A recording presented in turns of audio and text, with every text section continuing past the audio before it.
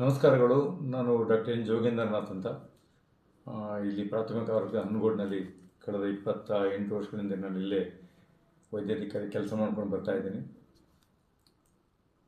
ಕೆಲಸ ಮಾಡ್ಕೊ ಬರ್ತಾ ಇದ್ದಾರೆ ಸರ್. ಈಗ ತಮ್ಮ ಸೇವೆ ಜನಕ್ಕೆ ಯಾವ ರೀತಿ ಮುಟ್ತಾ ಇದೆ ಸರ್? ನಾನು ಕೆಲಸ ಸೇರಿದಾಗಲಿಂದನೂ ಕೇಂದ್ರ ಸ್ಥಾನದಲ್ಲಿ ಉಳ್ಕೊಂಡು ಕೆಲಸ ಮಾಡೋಕ್ಕೆ ಶುರು ಮಾಡಿದೆ. ಇದು ತಮಗೆಲ್ಲ ಗೊತ್ತಿರೋ ಕಾಡಂಚಿನ ಪ್ರದೇಶ ಮತ್ತು ST/SCಸು ಮತ್ತು ಹಿಂದುಳಿದ ವರ್ಗದವರು ಇರೋಂಥ ಪ್ರದೇಶಗಳು ಕಾಡಂಚಿನ ಪ್ರದೇಶ, ರೈತಾಪಿ ವರ್ಗದವರು ಮತ್ತು ಕೂಲಿ ಕಾರ್ಮಿಕರು ಇರೋಂಥ ಪ್ರದೇಶಗಳಿವು. ನಾನು ಬಂದಾಗ ಎಲ್ಲ 1990 ನಾನು ಬಂದಾಗ ಯಾವುದೇ ಥರ ರೋಡ್ಗಳಾಗಲಿ ವ್ಯವಸ್ಥಿತವಾಗಿ ವೆಹಿಕಲ್ಗಳಲ್ಲಿ ಏನಿರಲಿಲ್ಲ. ಅವಾಗ ಆ ಟೈಮಲ್ಲಿ ನಾನು ಬಂದಾಗ ಆರೋಗ್ಯಗಳು ಸೇವೆ ಸಿಗ್ಬೇಕು ಅನ್ನೋ ಭಾರಿ ಕಷ್ಟ ಇದ್ದಂಥ ಟೈಮಲ್ಲಿ ನಾನು ಬಂದಿದ್ದಾಗ ಇಲ್ಲಿ ನಮ್ಮ ರೈತರದ್ದು ಕಷ್ಟ ಕಾರ್ಪಣ್ಯಗಳನ್ನ ಅರ್ಥ ಮಾಡ್ಕೊಂಡು ನಾನು ಮೋಟ್ರ್ ಬೈಸ್ಕಲ್ನೆಲ್ಲ ಅವ್ರ ಮನೆಗಳಿಗೆ ಭೇಟಿ ನೀಡಿ ಚಿಕಿತ್ಸೆ ಕೊಡ್ತಾಯಿದ್ದೆ. ಅವ್ರು ರೋಡ್ಗಳು ಸರಿಯಿಲ್ಲದ ಟೈಮಲ್ಲಿ. ಸೊ ಹಾಡಿಗಳು ಜಾಸ್ತಿ ಇರೋಂಥ ಜಾಗ ಇದು. ಅವ್ರಿಗೆ ಅಷ್ಟು ತಿಳುವಳಿಕೆನೂ ಇರೋದಿಲ್ಲ ಮತ್ತು ಆರೋಗ್ಯದ ಬಗ್ಗೆ ಗಮನನೂ ಕೊಡೋಷ್ಟು ಅವ್ರಿಗೆ ತಿಳುವಳಿಕೆ ಇಲ್ಲದ ಕಾರಣ ನಾನು ಅದೆಲ್ಲ ಅರ್ಥಕೊಂಡು ನಾನು ಕೇಂದ್ರದಲ್ಲಿ ಉಳ್ಕೊಂಡು ಅವ್ರಿಗೆ ಎಲ್ಲ ಸೇವೆಗಳು ನಾನು ನೀಡ್ತಾ ಬಂದಿದ್ದೇನೆ. ಹಾಗಂದರೆ ನಾನು ಇಲ್ಲಿ ತನಕ ಕೊಟ್ಟಿರೋ ಸೇವೆಗಳು ಮುಖ್ಯವಾಗಿ ಅಂದರೆ ಹೆರಿಗೆ ಸೇವೆಗಳು, ಮಕ್ಕಳು ಬಾಣ್ತಿಯರ ಸೇವೆಗಳು ಮತ್ತು ಇಲ್ಲಿ ವಿಷ ಪ್ರಾಶನ ಜಾಸ್ತಿ ಆದ ಕಾರಣ, ಇಲ್ಲಿ ವಿಷ ತೊಗೊಂಡು ಬರೋದು ಜಾಸ್ತಿ ಇದ್ದ ಕಾರಣ ಅವರು ನಾನು ಇಲ್ಲೇ ಇಮ್ಮಿಡಿಯೇಟಾಗಿ ಟ್ರೀಟ್ ಮಾಡಿ ಹಲವಾರು ಜೀವಗಳನ್ನ ಉಳಿಸಿರೋಂಥದ್ದು ನನಗೆ ನೆಮ್ಮದಿ ತಂದಿದೆ ಮನಸ್ಸಿಗೆ. ಆದರೆ ನಾನು ಇಲ್ಲೇ ಕೇಂದ್ರ ಉಳ್ಕೊಂಡಿರೋದ್ರಿಂದ ರೌಂಡ್ ದಿ ಕ್ಲಾಕ್ ಕೆಲಸ ಮಾಡೋದ್ರ ಕಾರಣ ಎಲ್ಲ ಸೇವೆಗಳು ನಾನು ತಲುಪಿಸಿದ್ದೀನಿ ಅಂತ ನನಗೆ ಅಂದ್ಕೊಂಡಿದ್ದೀನಿ. ಮತ್ತು ನಾನು ಇಲ್ಲೇ ಕೆಲಸ ಮುಂದುವರ್ಸೋಕ್ಕೆ ಕಾರಣ ಏನಂತ ಹೇಳಿದ್ರೆ, ಇಲ್ಲಿ ಈ ಭಾಗದವನು ಅಂತಾರೆ, ನಾನು ಎಲ್ಲ ಊರುಗಳ ಒಬ್ಬ ಸದಸ್ಯನಾಗಿ ನಂತರ ನಾನು ಭಾವಿಸ್ಕೊಂಡು ನಾನು ರಿಟೈರ್ಡ್ ಆದಮೇಲೆ ಏನು ಮಾಡಬೇಕು ಅಂತ ಯೋಚನೆ ಮಾಡಿದಾಗ ಇಲ್ಲೇ ಒಂದು ಹಾಸ್ಪಿಟಲ್ ತೆರೆದು ಈ ಜನಗಳಿಗೆ ಸೇವೆ ಮಾಡೋಣ ಅಂತ ಮನಸ್ಸು ಮಾಡಿ, ನಾನು ಇಬ್ಬರು ಹೆಣ್ಮಕ್ಳು ಡಾಕ್ಟರ್ ಆಗಿರೋ ಕಾರಣ ಅವ್ರನ್ನೂ ಉಪಯೋಗಿಸ್ಕೊಂಡು ಇಲ್ಲಿ ಕೆಲಸ ಮಾಡಿ ಈ ಬಡ ಜನರು ಮತ್ತು ರೈತಾಪಿ ವರ್ಗದವರು, ಕೂಲಿ ಕಾರ್ಮಿಕರು, ಗಿರಿಜನರು, ಹಿಂದುಳಿದ ವರ್ಗದವ್ರಿಗೆ ನಾನು ಚಿಕಿತ್ಸೆ ಕಡಿಮೆ ವೆಚ್ಚದಲ್ಲಿ ಚಿಕಿತ್ಸೆ ಮಾಡಿ ಅವ್ರಿಗೆ ಒಂದು ಸೌಕರ್ಯ ಮಾಡಬೇಕು ಅನ್ನೋ ಮನಸ್ಸಿಟ್ಟು ನಾನು ಇಲ್ಲಿ ಕೆಲಸ ಮಾಡ್ತಾಯಿದ್ದೀನಿ. ಸರ್, ಈಗ ಒಬ್ಬರು ವೈದ್ಯಾಗಿ ಕೆಲಸ ಮಾಡ್ತಾಯಿದ್ದೀರಾ. ಕೆಲವು ಕೇಂದ್ರ ಸ್ಥಾನದಲ್ಲಿ ಇರಲ್ಲ, ಎಲ್ಲ ಹೊರಗಡೆ ಎಲ್ಲ ಹೋಗ್ತಾ ಇರ್ತಾರೆ, ಹಾಸ್ಪಿಟ್ಲಿಗೆ ಬರ್ತಾರೆ ಹೋಗ್ತಾರೆ. ಅಂಥದ್ರಲ್ಲಿ ತಾವು ಕೇಂದ್ರ ಸ್ಥಾನದಲ್ಲೇ ಉಳ್ಕೊಂಡು ಜನಗಳನ್ನ ನಾಡಿ ಮಿಡಿದು ಯಾವ ರೀತಿ ಅರ್ತಿದ್ದೀರಾ ಸರ್? ನಾನು ಪ್ರತಿಯೊಬ್ಬರ ಜೊತೆ ನನಗೆ ನಮ್ಮ ಸೀನಿಯರ್ ಡಾಕ್ಟರ್ ಮೋಹನ್ ಮಿಷನ್ ಹಾಸ್ಪಿಟಲ್ದಾಗ ಹೇಳ್ಕೊಡ್ತಾಯಿದ್ರು. ಸುಮಾರು ಕಾಯಿಲೆಗಳು, ಮಾನಸಿಕ ಸಂಬಂಧಪಟ್ಟ ಕಾಯಿಲೆಗಳು, ಅವ್ರಿಗೆ ಮಾನಸಿಕ ತಳಮಳ ಇದ್ದಾಗ ಬರುವಂಥ ಕಾಯಿಲೆ, ಅವ್ರ ಜೊತೆ ಚೆನ್ನಾಗಿ ಮಾತಾಡಬೇಕು. ಅವ್ರ ವಿಷಯಗಳನ್ನ ಕೇಳ್ತಾ ಹೋದಾಗ ನಿಮ್ಗೆ ಗೊತ್ತಾಗುತ್ತೆ, ನಿಮ್ಮ ಒಳ್ಳೆಯ ನಡೆನುಡಿ, ನಿಮ್ಮ ಮಾತುಗಳಿಂದ ಎಷ್ಟೋ ಜನಕ್ಕೆ ಅನುಕೂಲ ಆಗುತ್ತೆ ಅಂತ ಹೇಳ್ಕೊಟ್ಟಿದ್ರು. ಅದೇ ರೀತಿ ನಾನು ಜನಗಳ ಜೊತೆ ಬಂದಾಗ ಅವ್ರ ವೈಯಕ್ತಿಕ ವಿಷಯಗಳ ಜೊತೆ ಮಾತಾಡಿ ಅವ್ರ ಕುಟುಂಬದ ಬಗ್ಗೆ ಮಾತಾಡ್ತಾ ಹೋದಾಗ ಅವರು ತುಂಬ ಹತ್ತಿರ ಆದರು. ಅವರು ಎಲ್ಲ ಬಗ್ಗೆ ವಿಷಯಗಳನ್ನ ಅಂತ ಹೇಳ್ಕೊಳಕ್ಕೆ ಶುರು ಮಾಡಿದ್ರು. ಕಾಯಿಲೆಯಿಂದ ಹಿಡಿದು ಅವ್ರ ಮನೆ ಕುಟುಂಬ ಸಮಸ್ಯೆಗಳನ್ನೆಲ್ಲ ನಾನು ಹೇಳ್ತಾಯಿದ್ರು. ಆಲ್ಮೋಸ್ಟ್ ನಾನು ಈ ಥರ ಮಾತಾಡ್ತಾ ಹತ್ತಿರದವನಾಗಿ ನಾನು ಪ್ರತಿಯೊಬ್ಬರು ಕುಟುಂಬದ ಸದಸ್ಯನ ಥರ ಆಗಿ ನನ್ನನ್ನು ಪರಿಗಣಿಸಿದ್ದಾರೆ ಈ ಕಡೆ ಜನ. ಯಾವುದೇ ರೀತಿ ಧರ್ಮ, ಜಾತಿ, ಮತ ಅನ್ನೋದು ಯಾವುದನ್ನು ಕಾಣದೆ ಪ್ರತಿಯೊಬ್ಬರನ್ನು ಸಮಾನವಾಗಿ ಕಂಡು ನಾನು ಇಲ್ಲಿ ಕೆಲಸ ಮಾಡ್ಕೊಂಡು ಬರ್ತಾ ಇದ್ದೀನಿ.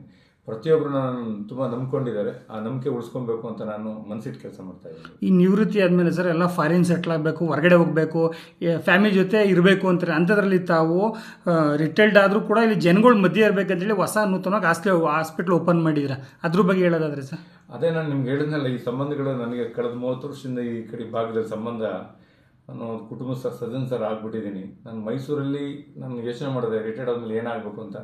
ಮೈಸೂರಲ್ಲಿ ನನಗೇನು ಕೆಲಸ ಇಲ್ಲ, ಕುಳಿತುಕೊಳ್ಳೋ ಜೀವ ನಂದಲ್ಲ, ಕೆಲಸ ಮಾಡೋ ಅಂಥ ಮನಸ್ಸಿರೋದು ನಾನು ಯಾವಾಗಲೂ. ಜನಗಳು ನನ್ನ ಆರೋಗ್ಯ ಆಯಸ್ಸಿರೋ ತನಕ ನಾನು ಜನಗಳ ಸೇವೆ ಮಾಡೋಣ ಅನ್ನೋ ಮನಸ್ಸಿಟ್ಟು ನಾನು ಈ ಭಾಗದ ಜನ ಪರಿಚಯ ಆಗಿದ್ದಾರೆ. ಈ ಸುತ್ತಮುತ್ತ 32 ಹಳ್ಳಿಗಳಿಂದ ಹಿಡಿದು ಪಿರಿಯಾಪಟ್ಟಣ, HD ಕೋಟೆ ಮತ್ತು ಹುಣಸೂರು ತಾಲೂಕು ಎಲ್ಲ ಭಾಗದ ಜನ ಸುಮಾರು ಪರಿಚಯ ಆಗಿದ್ದಾರೆ.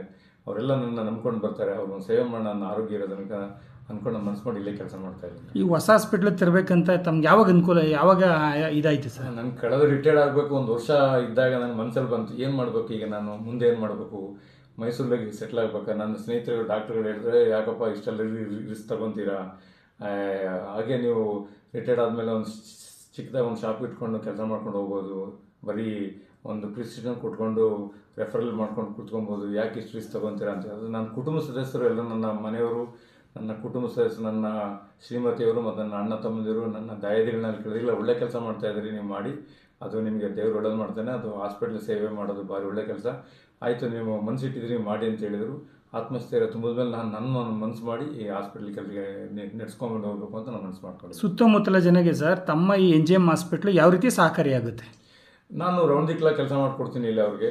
ಅಲ್ಲಿ ಆಲ್ಮೋಸ್ಟ್ ಎಮರ್ಜೆನ್ಸಿಗಳನ್ನ ನಾನು ಇಲ್ಲೇ ನೋಡ್ತಾ ಇದ್ದೀನಿ. ಅಂದರೆ ತುರ್ತು ಸೇವೆಗಳು ಅಂತ ಹೇಳಿದ್ರೆ ತುಂಬಾ ಆಕ್ಸಿಡೆಂಟ್ ಕೇಸ್ಗಳು ಜಾಸ್ತಿ ಇದಾವೆ ಇಲ್ಲಿ. ಈ ಟ್ರೈಬಲ್ಸ್ ಎಲ್ಲ ಬೈಕ್ಗಳು ತೊಗೊಂಡಿದ್ದಾರೆ ಎಲ್ಲ ಸುಮಾರು ಜನ.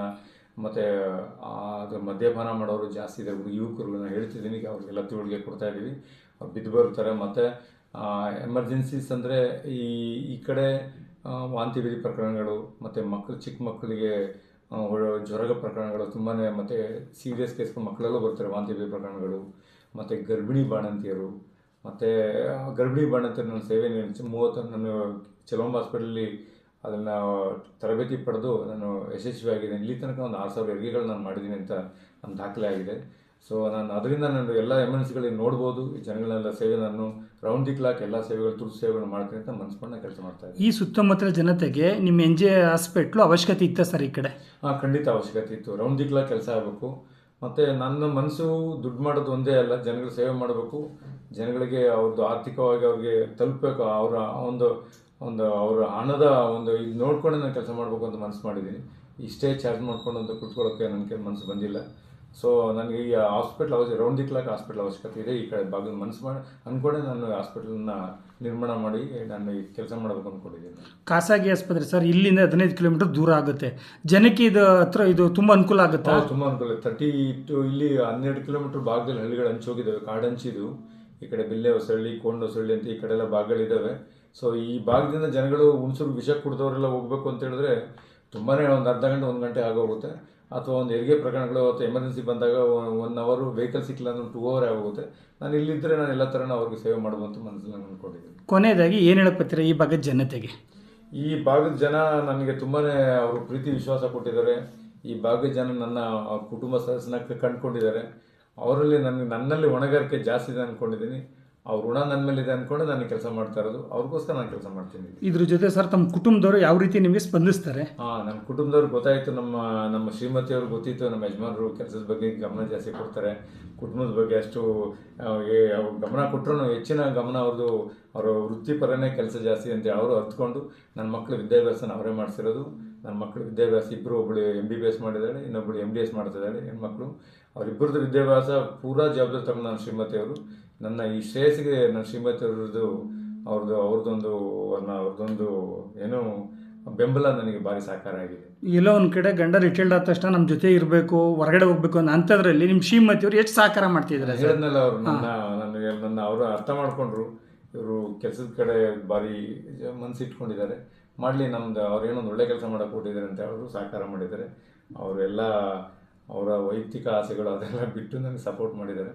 ನನ್ನ ಕುಟುಂಬ ಮಕ್ಕಳನ್ನೆಲ್ಲ ವಿದ್ಯಾಭ್ಯಾಸಕ್ಕೆ ಅವರೇನೆ ಓದಿಸಿರೋದು. ನಂದು ಸಪೋರ್ಟ್ ಮಾಡಿರ್ಬೋದು, ಬಟ್ ವಿದ್ಯಾಭ್ಯಾಸ ಪ್ರತಿಯೊಂದು ಸ್ಕೂಲ್ ಸೇರಿಸಿದಿಂದ ಹಿಡಿದು ಕಾಲೇಜ್ ಕರ್ಕೊಂಡೋಗಿಂದ ಹಿಡಿದು ಎಲ್ಲ ಅವರೇ ಮಾಡಿದ್ದಾರೆ. ಇದು ಯಾವಾಗ ಈ ಹಾಸ್ಪಿಟ್ಲು ಜನಕ್ಕೆ ಲೋಕಾರ್ಪಣೆ ಮಾಡಿತ್ತು? ನಾನು ಮೇ 18 ಉದ್ಘಾಟನೆ ಮಾಡಿದರೆ ನಮ್ಮ ಉಸ್ತುವಾರಿ ಸಚಿವರಾದಂಥ ಮಾಧವಪ್ಪನವರು ಹಾಗೂ ನಮ್ಮ ಹಂಸಲೇಖ ಸಾಹೇಬರು ಅವರು ಬಂದಿದ್ದರು. ಮತ್ತು ನಮ್ಮ ನಟರಾಜ ಸ್ವಾಮಿಗಳು, ಮಾಜಿ MLA ಅವರು ಮಂಜುನಾಥ್ ಅವರೆಲ್ಲ ಬಂದಿದ್ದರು. ಉದ್ಘಾಟನೆ ಮಾಡಿದ್ದೀನಿ. ಈಗ ನಾನು ಎಲ್ಲ ಥರದ ವ್ಯವಸ್ಥೆಗಳು ಮಾಡಿಕೊಂಡು ನನ್ನ ಜೂನ್ 15 ನಂತರ ನಾನು ಕೆಲಸ ಶುರು ಮಾಡ್ತೀನಿ. Thank you.